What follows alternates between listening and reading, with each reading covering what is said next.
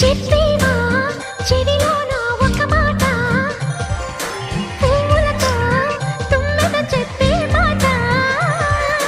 నీ చిరునవ్వు సాక్షిగా తాజ్ మహల్ నాదట, నీ పెదవంచు సాక్షిగా షాజహాను నేనట. నీ తీయని ప్రేమకి నా పెదవే నజరానా, నీ పైటకి నేనిక బానిసనే నెరజాడా.